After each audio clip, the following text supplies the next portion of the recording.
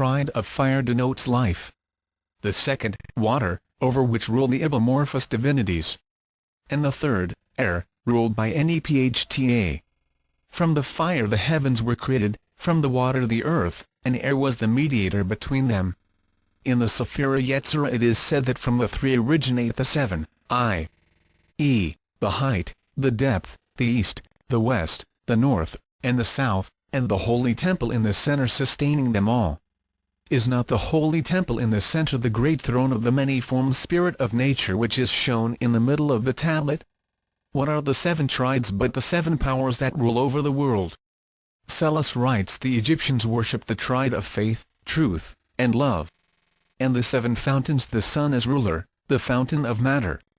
Then the fountain of the archangels. The fountain of the senses. Of judgment. Of lightning. Of reflections. And of characters of unknown composition.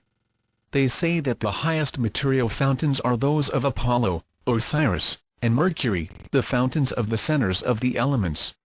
Thus, they understood by the sun as ruler the solar world. By the material archangelic, the lunar world. By the fountain of the senses, the world of Saturn. By judgment, Jupiter. By lightning, Mars. By that of the reflections, or mirrors, the world of Venus. By the fountain of characters, the world of Mercury. All these are shown by the figures in the center pane of the tablet. Insert. Westcott's Key to the Bambine Table. From Westcott's The Asiatic Tablet. Zoroaster declared that the number 3 shines throughout the world. This is revealed in the Bambine Table by a series of triads representing the creative impulses. Of the Asiatic Table, Alexander Lenore writes, the Asiatic Table, as a work of art, is not of great interest. It is but a composition, rather cold and insignificant, whose figures, summarily sketched and methodically placed near each other, give but little impression of life.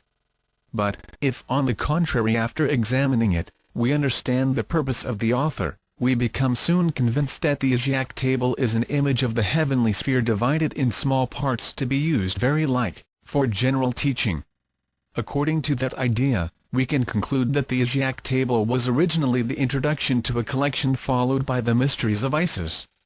It was engraved on copper in order to be used in the ceremonial of initiation. See new essay on the Asiatic Table. Continued.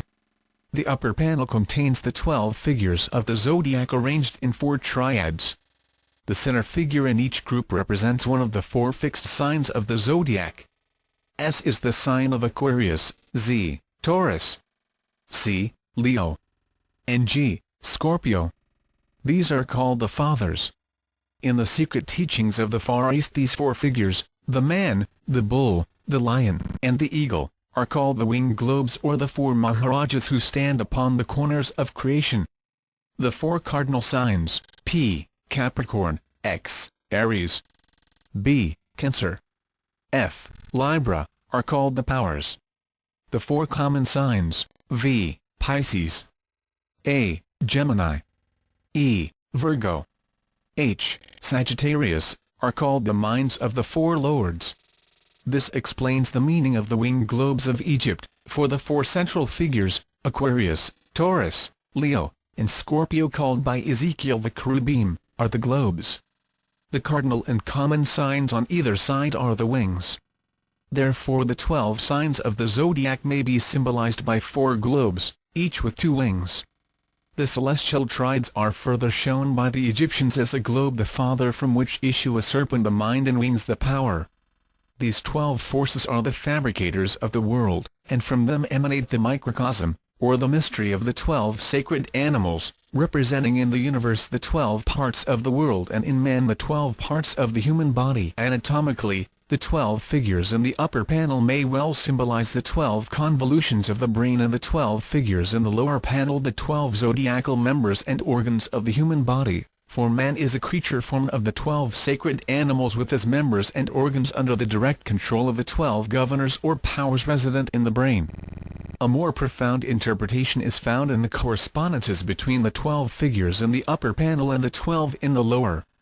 This furnishes a key to one of the most arcane of ancient secrets, the relationship existing between the 2 great zodiacs, the fixed and the movable. The fixed zodiac is described as an immense dodecahedron, its 12 surfaces representing the outermost walls of abstract space. From each surface of this dodecahedron a great spiritual power, radiating inward, becomes embodied as one of the hierarchies of the movable zodiac, which is a band of circumambulating so-called fixed stars. Within this movable zodiac are posited the various planetary and elemental bodies.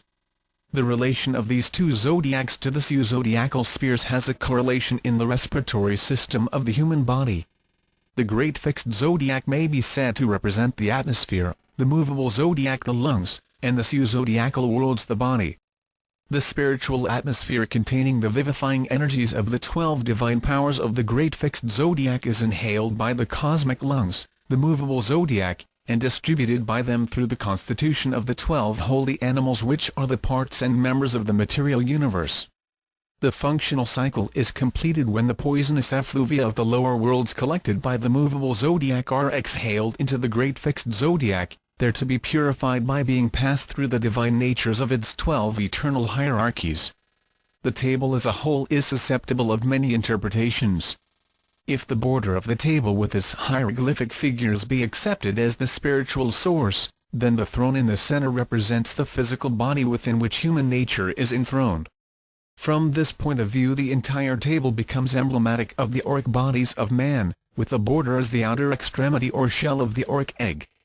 If the throne be accepted as the symbol of the spiritual sphere, the border typifies the elements, and the various panels surrounding the central one become emblematic of the worlds or planes emanating from the one divine source.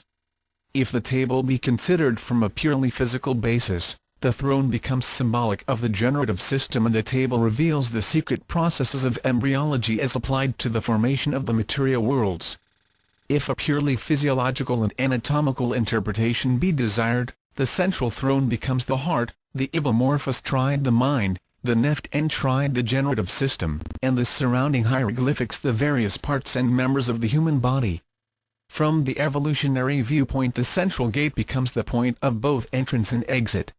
Here also is set forth the process of initiation, in which the candidate after passing successfully through the various ordeals is finally brought into the presence of his own soul, which he alone is capable of unveiling.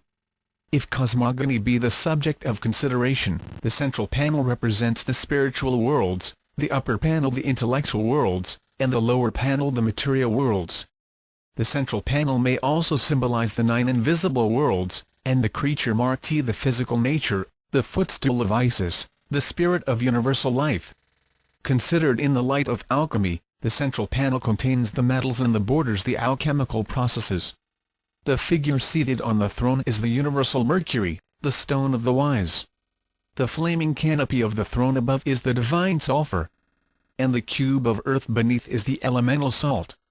The 3 triads, or the paternal foundation, in the central panel represent the silent watchers, the 3 invisible parts of the nature of man.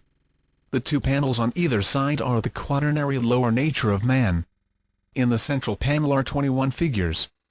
This number is sacred to the sun, which consists of 3 great powers, each with 7 attributes, and by Kabbalistic reduction 21 becomes 3, or the Great Triad. It will yet be proved that the table of Isis is directly connected with Egyptian Gnosticism, for in the Gnostic papyrus preserved in the Bodleian Library there is a direct reference to the 12 fathers or paternities beneath whom are 12 fountains. See Egyptian Magic by SSDD. That the lower panel represents the underworld is further emphasized by the 2 gates, the Great Gate of the East and the Great Gate of the West, for in the Chaldean theology the sun rises and sets through gates in the underworld, where it wanders during the hours of darkness. As Plato was for 13 years under the instruction of the Magi Pataneth, Ochops, Secnophus, and Atamon of Sebennyphus, his philosophy consequently is permeated with the Chaldean and Egyptian system of triads. The Bembine table is a diagrammatic exposition of the so-called Platonic philosophy, for in its design is epitomized the entire theory of mystic cosmogony and generation. The most valuable guide to the interpretation of this table is the commentaries of Proclus on the theology of Plato. The Chaldean oracles of Zoroaster also contains many allusions to the theogonic principles which are demonstrated by the table. The Theogony of Hesiod contains the most complete account of the Greek cosmogony myth.